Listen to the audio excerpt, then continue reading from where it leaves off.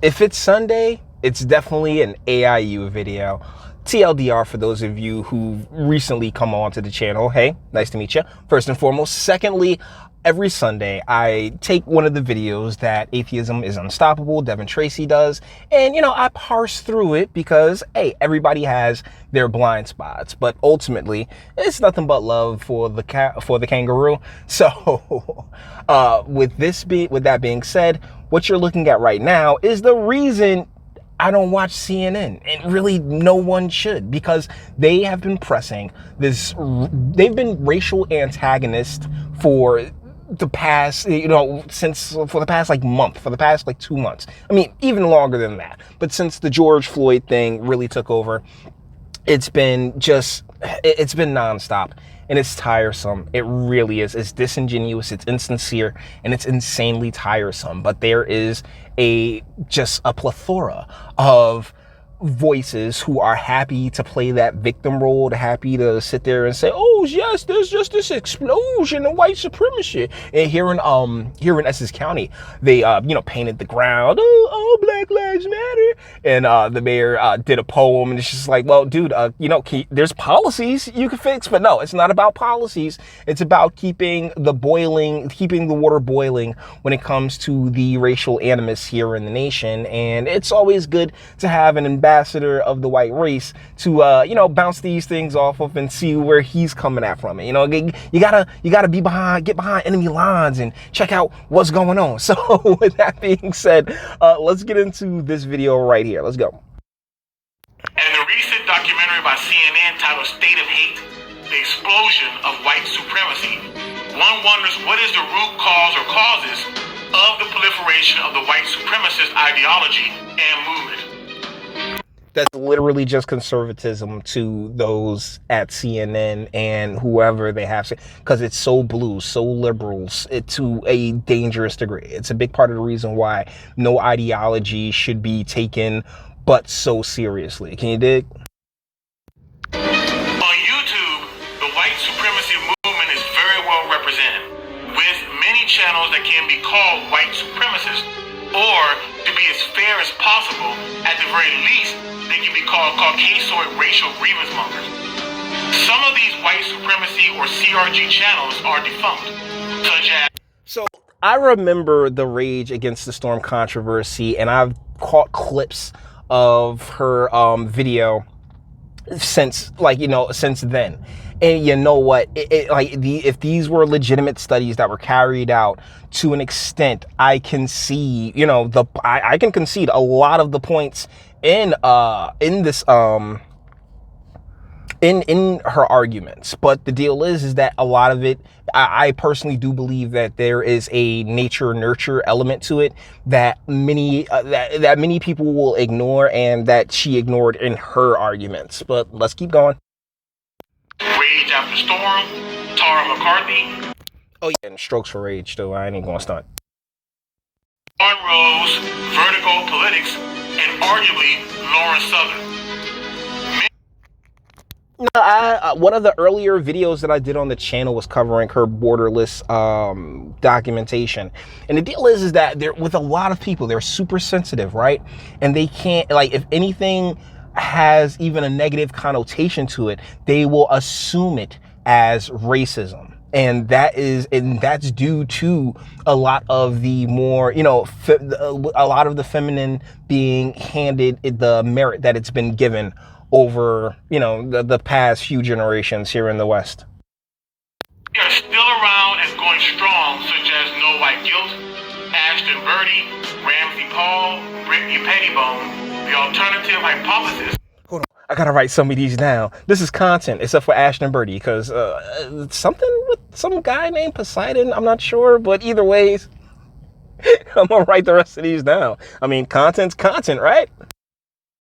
Who changed his name to People's Veto, Lana Lockteff, and Red Eyes TV, Mark Collette, Faith Goldie, Bree Foshu, Atheism is Unstoppable. Yeah, that man loves loves when his name is called, I'll tell you that much. But you can't really knock him for it because, hey, CNN called him out. I don't consider Mr. Tracy racist at all, just just someone with the ability to recognize that there's a ton of manipulation that's taken place here, and and quite a bit of it has gone towards, you know, the decimation of his people, those who he ambassadors for. You know what I'm saying? And you know what? I can't be mad at that. I really can't, because of what we cover on this channel. Like, he's not wrong. He's not wrong by any stretch of the imagination, and it's high time, it's past time to acknowledge these problems and move in towards fixing them, like ending the drug war and ending the welfare state, and, you know, bringing the same type of opportunities that were once in these urban spaces back to these urban spaces, so people can, you know, afford to take care of themselves, and we could actually put the path before them. Because what's happened is that a lot of the you know, a lot of the grit and the determination has not only been manipulated out of quote unquote Black America by the media, but as well by local and county governments that have sat by and watched a ton of, like, and have encouraged the withdrawal of the father and the replacement of the father with the state. But, you know, that's the part that Devin never talks about. Let's keep going. Microphone, I talk, and then I play some music, and then it's over. And when I talk, I'm trying to, I don't know, make sense, use logic. But this social unrest, which is a nice way of saying this global fuckery, has confirmed for me something I already knew to be true, which is that people are not logical, and they're just emotional. First and foremost. Well, that's the thing about emotions. Emotions are contagious. Emotions are far more contagious than logic. And when you have, I don't think I've seen Devin do a video, particularly of an objecting voice, that hasn't been feminine. And from the Ghazi Kodzo to, it's all just females, just bonkers and or feminine minded, just going completely buck wild on each other. I don't think he recognizes that. Foremost, that's number one. So language doesn't really speak to emotion. It can. You can write a nice poem, but there's something else that can cut through and get to the heart and soul of a human being, and that is music. So do not. Yeah, we cut that up on this video on this channel all the time. Whenever somebody, like, you know, puts out I think Shane Dawson just got finished apologizing about something, and no background music, because it's so obviously manipulative. You know what I'm saying? Like, it really is. But that's something I really go out of my way to point out on this channel often, is when, hey, wait a second, you hear that music in the background, we're being played. Discount music. It plays a huge role on our lives, and it can be very effective as a tool. So what I have noticed, it actually invaded my life on my own Spotify playlists, is a new genre of music dedicated to kissing black ass, created by black people to celebrate blackness. And it's being platformed like nothing I've ever seen before. So, well, that's the thing. I mean, you had a throwback jams, you know, the James Brown, say it loud, I'm black and I'm proud, woo! You know, like the genre back in the day, it had more weight to it, primarily because of the time frame much of it was created, you know, 60s and 70s and the like. I mean, that's when it was really up and popping, as opposed to, like, you know, 2020, they, like, the everything is so different these days. Make no mistake about it, Obama being elected was a huge signifier, but it's really but in his election, there's been a you know, I guess a cult type Democratic cell just solely focused on, hey, if it's black, then that's where it's at, you know, like go get it type deal. And the media is absolutely no different. I mean, remember, a lot of these spaces are filled with the same types of grievance study degrees carrying people that that are just all too susceptible to, oh my goodness, like, you know, the black struggle here in the United States, and, you know, I'm brown, I'm from India, and my parents got here like 2 weeks ago, but I'm like, me too, man, me too. And it's like, oh, take it easy there, champ. And that's where a lot of this comes from. Just that the intersectionality that is a part of the signing of the Civil Rights Act and the reparations that came along with integration. This ridiculous temper tantrum that they call a movement has produced new music, and it's come out super quick, which is probably one of the reasons it sucks. It's all very opportunistic. They're trying to cash in on this. I mean, yeah, because it's the entertainment industry, sir. And all of these entertainers are quick to signal their virtue when, they see that, hey, this is what all their publicists told them was the move. I mean, come on. You know how many songs that have come out called I Can't Breathe? Yeah, they had that idea at the same time. So you gotta be first to market. And I'm talking about everyone has come in on this. Beyonce has a new song. Let me just show you a little bit of that song. And then we're gonna dive into a couple more, and you're gonna see the true absurdity of the mentality that people in this movement have. It is all chest beating. It all has to do with, look how cool I am because I'm black. Or look how oppressed I am. Or, hey, take notice of me, I'm a black. It's just that same note, and it's almost hard to believe. It reminds me of a movie I never saw, but I am aware of a clip from the movie. And it's a Chris Rock parody. He's making fun of ghetto culture. Okay, it's CB4, and honestly, I don't even know how to feel about you right now, Devin. But that's the thing. It's a classic. It's a black classic. So yeah, I saw CB4. It's just hilarious. It's one of the best. Honestly, of Chris Rock's movies, I'd rather watch CB4 than Down to Earth any day of the week. I promise you. But let's keep going. I wonder. Music. I wonder what clip he's gonna choose from CB4 of all movies. In this scene in particular, he's making fun of the kind of black person who is super impressed with themselves being black. And they think that this is a marketable attribute, something that you should take notice of. Hey, I'm black. Like, we get it and we don't care. Well, here's the thing. In media, it's been pushed as, hey, Negroes are special. Negroes are magical just for the sake of being Negroes. What movie was that? The Green Mile? With Michael Clark Duncan. Key and Peele had a fantastic sketch about this, where there was always a magical Negro, and the two magical Negroes had a power off between each other. So throughout Western culture over the past, I gotta say 40, 50 years, in order to, like I said, it's always been a bit of a trope. To an extent that, yes, the Negro, just due to the melanin, is far more powerful and magical than, than the Caucasian, than the vanilla. It is a magnificent compliment to receive from someone to say, I don't care about you. Please be on your way. I wish you the best of luck in this world. When gays were bitching about oppression, and at a time in America they had a good case, they reached the finish line when we said, gays, do your thing, we don't care. Which is marriage, knock yourself out, no one cares. But then, you guys really started introducing a whole bunch of really weird stuff, like the butt stuff in 8th grade that's coming here to New Jersey. So it's like, wait a second, or I didn't agree to this. We don't care. I respect you. I wish you luck. Go have sex with men. Which wouldn't make sense for a lesbian, but you get my point. And if you are going to be a lesbian, be a feminine lesbian, and please be attractive and young. If you are not attractive, if you are butch, if you are old, cease from having sex. So I could not agree with you any more, sir. Well, there are some cougars out there, but not the butch dykey ones.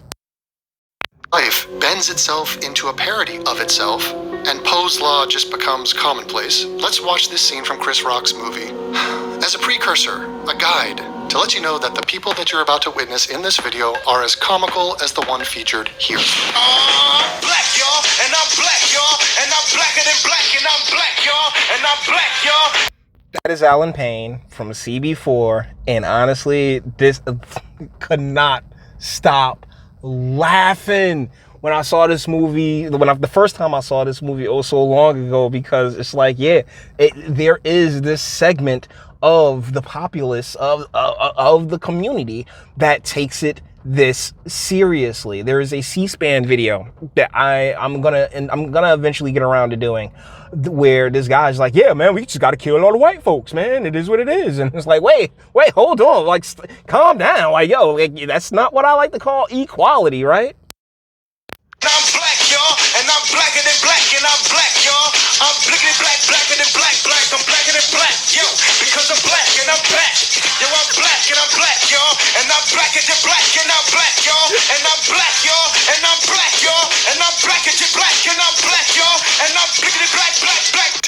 just throw a drum at us? Fantastic. I love how he works the second camera, too. MC Gusto. Oh my goodness. Yo, rest in peace, Charlie Murphy. You know what, damn it, now we do going down the memory hole of CB4. That really, like, Ice Cube, like, everybody was in that movie. It was a fun time, man. It was a fun time. It's beautiful, but this is exactly the message that they're sending. This guy, you could just time travel this dude into the present moment, and people will be nodding their head and be like, yeah, man, it's about time. It's a message they love. You don't have to do anything, just be black and you're cool. Imagine if white people... But see, that's the thing. This was before the Obama presidency, where, you know, like I hate that tit for tat game that a lot of people like to play. But if you were to be playing, it's like, hey, look, we had a black president. Get over it. You know, at a certain point, if you want to look at it just from an objective point, yeah, it's like, yo, we've had a black president. Kind of get over the whole black thing, because the most important part, this was the point that he was making with the alphabeticals, is that, you know, it's no big deal. Who gives a crap? Just be a decent person, right? I mean, at least that's what I always draw from it. This, because I'm white, y'all. I'm wiggity, wiggity, wiggity. No, I mean, somebody in the crowd might speak up and say, wait a minute, yeah, we're black, but what else? Is that good enough? Do we not expect more from ourselves? Is that all we have to do, is just say I'm black and then high five about being black? Shit is... You're welcome? Good enough. It's unimpressive. And yet they, honest to Christ, and you will see this in this video, they honestly believe that they have some superpower in their melanin, and that they really don't have to achieve anything in life. They can just be like, look at me. Look, I'm black. Case closed. Enough said. And I'm black as you're black, and I'm black, y'all. So now let's smash cut to Beyonce. You know Beyonce, the half-white. I don't know if she's half, but she's definitely part white. And actually, her ancestors were slave owners, which could explain a lot. So she is severely stricken with mulattosis, a disease that affects all mulattoes around the world. And she decided to come out with this song. What I tell y'all, mixed ones are nuts. The mixed ones are bonkers. I'm telling you, because this is a matter of, like, overcompensation. Like, oh my goodness, so I'm not that dark, so I gotta be super black. I gotta, like, Alan Payne is not that dark, right? Blackity black guy, not that dark, but he has to overcompensate. And I believe, like, you know, due to a lot of the mixing that's taking place here in the United States, there's a lot of just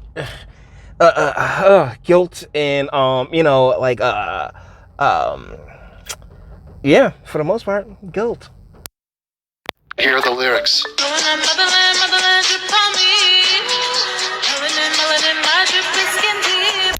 And she went and got her, what's her name? She got her main demographic for this video, naturally. Like, come on, yo. Like, honestly, regardless, like, yeah, I get it. Like, the arms aren't too terrible, but, yeah, a couple of sit-ups ain't never hurt nobody. Can you dig it?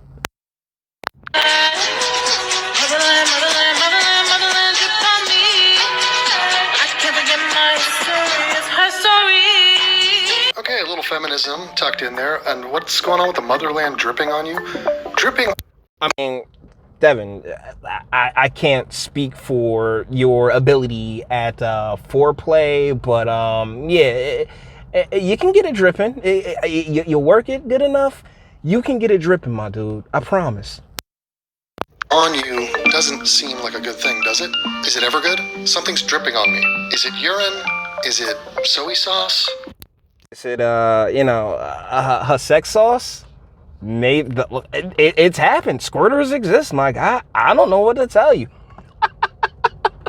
But as you can see, this whole video is basically just about the music. I'm not a big Beyonce fan either way, and I think this video's run a little bit long enough. So guys, with that being said, we're gonna bring this one to an end. All the internet stuff. If you liked it, toss a like, dislike, go ahead, do that too. Nobody's scared of you. Sub if you enjoy my fantastic voice and want to get videos like this every single day. Share because sharing is caring, and YouTube and Bitchute and like aren't the biggest fans of your boy over here for very obvious reasons. Bang the bell for notifications and speak. Let me know, what do you guys think in the comments?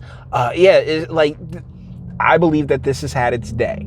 all of this, like everything that we're witnessing right now, it comes from a place of, whoa, we gotta do what we can to keep our folks on the playing station, because this is their this is a big part of the brand, of the urban brand, of quote unquote the culture. Do you guys know that the BET Awards are taking place tonight? Would you like to know who's hosting the BET Awards? Amanda Seals is hosting the God, no, this is what culture? Nah, fam, no, like no. So, oh my goodness, but it is what it is. Like, it's the entertainment industry, it's entertainment, music, movie, TV, like this is what they're full of. And a lot of these people, they're grievance study majors, man, who, knew the right person. So with that being said, guys, let me know what you think in the comments, okay? And until the next one.